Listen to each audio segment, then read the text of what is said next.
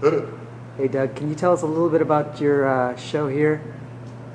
Sure, I'm at Fullerton State University. This is my master's thesis show. It's called Hixon Bragg, and it's about 100 pages of my graphic novel I'm working on that'll probably come out around 2013 or 14, so it's a ways off.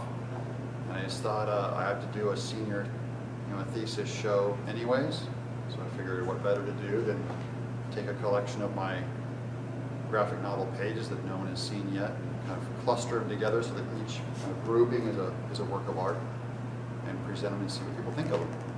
So what was the inspiration for this graphic novel? Hixon Bragg he's an art hack in a way. He kind of lost his calling as a great artist, and so he started going into art forgery and to provide a cover for himself. He became a ditch digger, and he ends up embroiled in this mission.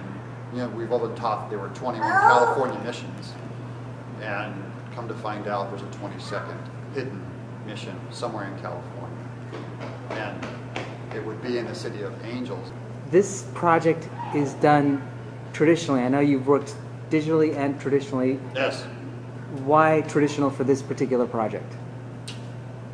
This project was very personal because the subject matter is about being an artist, and so I'm an artist, and a lot of things that artists think about are things like, at what point am I considering my audience too much and catering to them, or at what point am I compromising my own values to make a living, and am I a good enough artist? Have I been responsible with that task or with that label and with that calling? So it became very personal, so it needed to be more intimate than me drawing on a screen all day, getting the screen sunburned. So just ink and brush was obvious to me. I wanted to really feel the line going down for this one. What would you tell amateur wannabe graphic novelists about starting out in terms of using traditional or digital? I would tell them, run away from being a graphic novelist. Don't quit. Give up. I would say, learn traditional first, because I use the exact same skill set in traditional and digital. You say, well, then why not just use digital? Because if you go traditional first, then you'll expand yourself and become bigger when you do choose to go digital. So learning traditional is almost identical. The same principles apply to digital. But when you learn to push pixels with a stylus, you are not learning how to use a ink and brush. So it doesn't go backwards, it goes the other way. So I looked around and I see that you've included art influences from masterworks. What influenced you to have those pieces in your graphic novel? I never really dealt with a story yet that actually talked about the arts. And so this character, Hixon Bragg, is an art fraud, so it all took place within kind of the art fraud community. And a lot of that has to do with being able to fake historical works, and which works can be faked and which ones can't. And so most of art forgery today is done on modern or postmodern artworks, so all modernity ones. But these guys, Hixon Bragg and all of his peers who he's competing with and fighting with, they all copy masters. So they're so good that they can do Titian and Rubens and Dory and all the old Dürer. There's a Dürer piece in there. So it's kind of about being good and responsible with the past, with the calling that an artist is given to properly pass on the information to the next generation.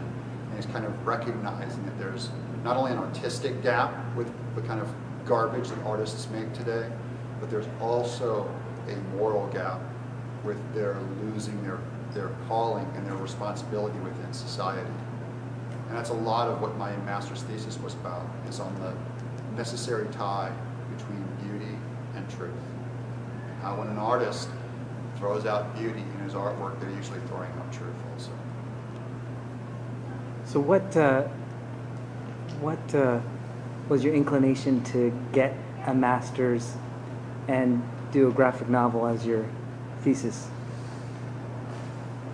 You know, I wanted to do it in something that I was really interested in. So the work made sense to me. And there's a lot more of this kind of stuff going on now. I mean, graphic novels now are, you know, they're considered literature. Once Maus won the Pulitzer, and, you know, it's a different world than where I was in college 25 years ago. So it's legit. Why not?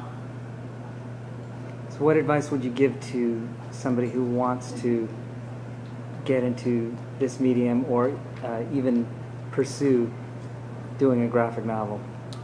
I would say definitely learn the stuff from the past. You can't get around, like even now I'm not very good at perspective and it's just beating the crud out of me.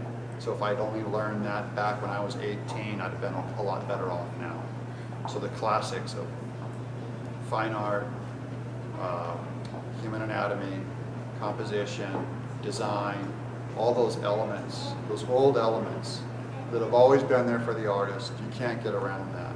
And the temptation is to get around that. People should.